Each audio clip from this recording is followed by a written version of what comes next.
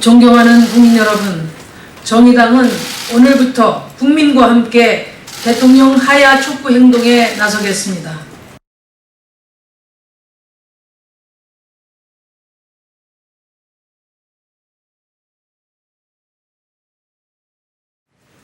지금 국민들 사이에서는 대통령의 탄핵과 하야를 촉구하는 목소리가 들불처럼 번지고 있습니다.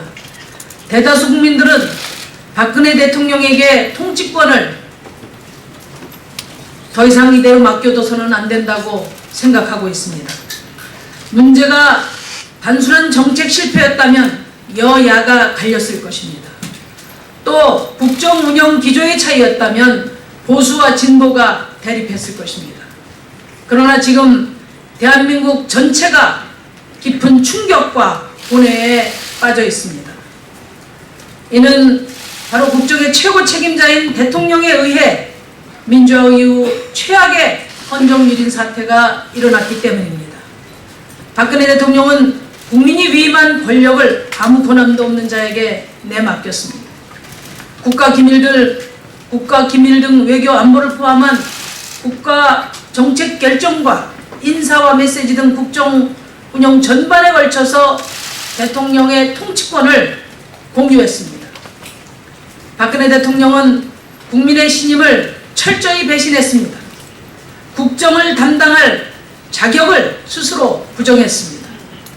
헌법 수호의 관점에서 박근혜 대통령의 대통령직 유지는 용납될 수 없다는 것이 국민의 뜻입니다.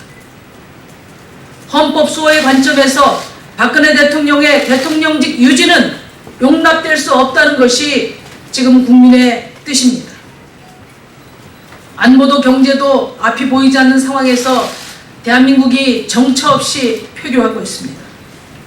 그런데 정치권은 국민들의 이런 엄중한 상황 인식을 제대로 쫓지 못하고 있습니다. 특검 실시 정도로 사태를 수습 또는 관리하겠다는 속내를 드러내고 있습니다. 박근혜 대통령은 새누리당 상표로 당선된 대통령입니다. 최근까지도 새누리당은 국감까지 보이콧하며 최순실 일당을 비호해왔습니다. 헌정유린 사태의 공범이 무슨 협상입니까?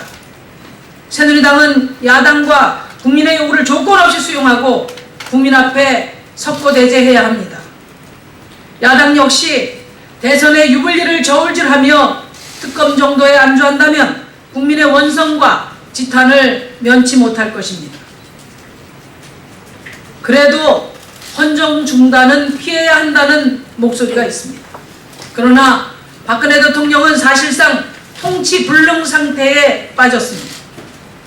여야 제 정당 및 정치 지도자들은 작금의 통치권 공백 상황을 조기에 정상화하는 데 최우선적으로 머리를 맞대야 합니다. 얄팍한 계산과 공약은 모두 접어두어야 합니다. 하야, 탄핵 등 모든 가능성을 열어놓고 국가 정상화에 힘을 모을 때입니다. 정의당은 대통령 개입 없는 특검 실시, 청와대 국정조사, 중립 내각 구성 등 실질적인 대통령 통치 권한 이양을 촉구한 바 있습니다.